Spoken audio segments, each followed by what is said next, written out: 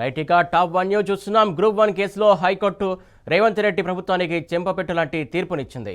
నిరుద్యోగ ఆకాంక్షలకు వ్యతిరేకంగా అవకతవకలకు పాల్పడినటువంటి నేరానికి గట్టిగానే తలంటింది. హైకోర్టు తీర్పు ప్రకారం విద్యార్థులు కోరిన విధంగా చర్యలు తీసుకోవాల్సిందే. అప్పీల్ చేయడం, మళ్లీ కోర్టు కేసుల పేరు చెప్పి యువతకు అన్యాయం చేయకుండా నిరుద్యోగ విద్యార్థులు కోరుతున్న తీరుగా మళ్లీ తిరిగి పరీక్షను సాధ్యమైనంత త్వరగా చేయాల్సి ఉంటుంది. గతంలో గ్రూప్ 1 పరీక్షల్లో అక్రమాలు జరిగాయని నిరుద్యోగులు సాక్ష్యాధారాలతో సహా ప్రభుత్వానికి విజ్ఞప్తి చేసినప్పటికీ టీఎస్పీ ఎస్పీ మొండిగా వ్యవహరించింది. నిరుద్యోగుల ఆరోపణలను, వారు లేవనెత్తినటువంటి అంశాలను పట్టించుకోకుండా మూర్ఖంగా ముందుకు పోయింది.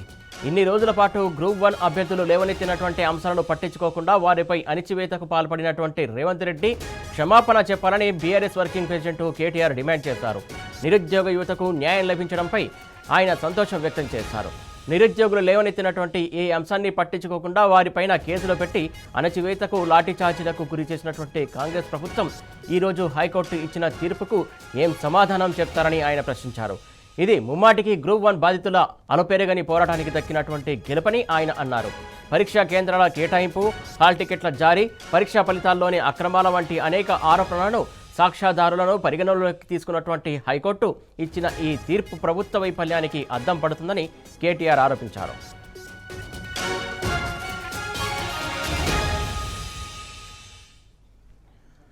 దీనికి సంబంధించి తాజా అప్డేట్స్ మా క్రైమ్ బ్యూరో చీఫ్ భాస్కర్ అందిస్తారు. భాస్కర్, చెప్పండి, తీర్పును ఎలా చూడాలి?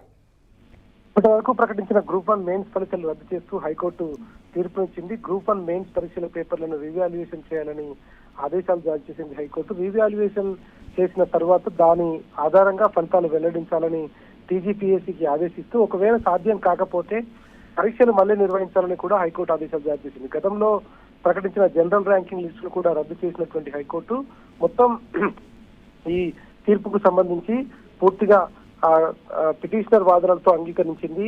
ఎవాల్యుయేషన్ ప్రాసెస్ సరిగ్గా జరగలేదని భావించిన కోర్టు అందరివి అన్ని పేపర్లు ఖచ్చితంగా రీవాల్యుయేషన్ చేయాల్సిందేనని రెస్పాండెంట్ ను ఆదేశించింది. ఒకవేళ అది సాధ్యపడకపోతే మళ్లీ రీ ఎగ్జామినేషన్ పరీక్షలు నిర్వహించాలని, ప్రిలిమ్స్ లో క్వాలిఫై అయిన వాళ్ళందరికీ అవకాశం ఇస్తూ ఈ రోజు నుండి 8 నెలల ప్రక్రియ పూర్తి చేయాలని కూడా తీర్పు వెలువరించింది హైకోర్టు.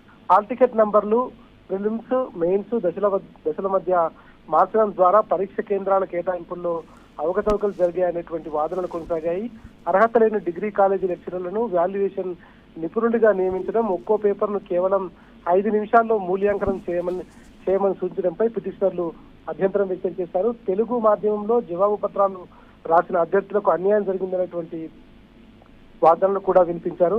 మెయిన్స్ ఏవైతే ఉన్నాయో మెయిన్స్ కు సంబంధించినటువంటి జవాబు పత్రాలను రివాల్యుయేషన్ చేయడం లేదా పరీక్ష రద్దు చేసి తిరిగి నిర్వహించాలని వాదనలను వినిపించినటువంటి పిటిషనర్ వాదనలతో ఏకీభవించినటువంటి కోర్టు ఖచ్చితంగా దీనికి సంబంధించి 8 నెలల్లో మొత్తం రద్దు చేసి కొత్తగా ఏర్పాటు చేయాలి, లేదంటే మళ్ళీ యథావిధిగా ఏవైతే ఎగ్జామ్స్ ఉన్నాయో వాటిని కొనసాగించాలని చెప్పుకొచ్చింది. ఇక రాష్ట్ర ప్రభుత్వం చేసినటువంటి మరొక పెద్ద తప్పు బయటపడింది.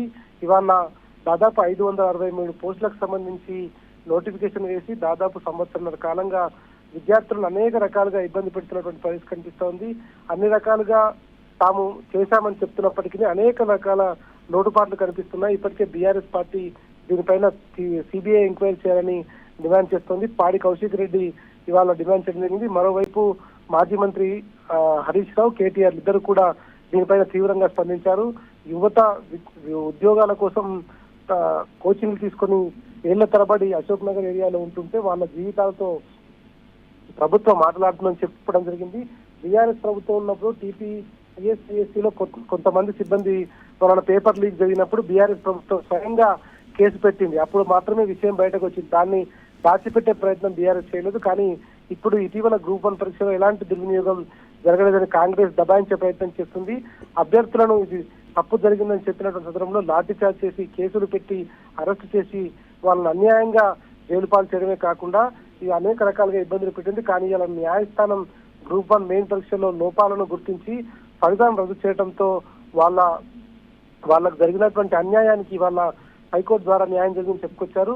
అనేక రకాల అవకతవకలు జరిగాయనేటువంటిది చాలా స్పష్టంగా తెలుస్తున్నటువంటి నేపథ్యంలో ఇప్పటికే బీఆర్ఎస్ వర్కింగ్ ప్రెసిడెంట్ కూడా గ్రూప్ 1 కేసులో హైకోర్టు తీర్పు రేవంత్ రెడ్డి ప్రభుత్వానికి గుణపాఠమని నిరుద్యోగ ఆకాంక్షలకు వ్యతిరేకంగా అవకతవకలకు పాల్పడినటువంటి ప్రభుత్వం హైకోర్టు తీర్పు ప్రకారం విద్యార్థులు కోరిన విధంగా చర్యలు తీసుకోవాలని కేటీఆర్ డిమాండ్ చేశారు. అప్పీళ్లు కోసం మళ్లీ కోర్టు కేసులు పేరు చెప్పి యువతను అన్యాయం చేయొద్దని ప్రభుత్వానికి కోరడం జరిగింది. నిరుద్యోగ విద్యార్థులు కోరుతున్న తీరుగా మళ్లీ తిరిగి పరీక్షలు సాధ్యమైనంత త్వరగా పూర్తి చేయాలని కూడా కేటీఆర్ డిమాండ్ చేశారు. ఇన్ని రోజుల పాటు గ్రూప్ 1 అభ్యర్థులు లేవనెత్తిన అన్ని అంశాలను పట్టించుకోకుండా వారిపై అణచివేతకు పాల్పడినటువంటి రేవంత్ రెడ్డి ప్రభుత్వం క్షమాపణ చెప్పాలని కేటీఆర్ డిమాండ్ చేసుకొచ్చారు. ఇక ఈ ప్రభుత్వంపై వెంటనే దీనికి సంబంధించినటువంటి అంశంలో డిమాండ్ చేస్తున్నాం, వెంటనే వాళ్ళకు న్యాయం జరిగేలాగా చర్యలు తీసుకోవాలి, లేదంటే రాబోయే రోజులలో విద్యార్థుల తరఫున బీఆర్ఎస్ పార్టీ పోరాడుతుందని కూడా చెప్పుకొచ్చినట్టు పరిష్కరిస్తోంది. ఏది ఏమైనా మరి ప్రభుత్వం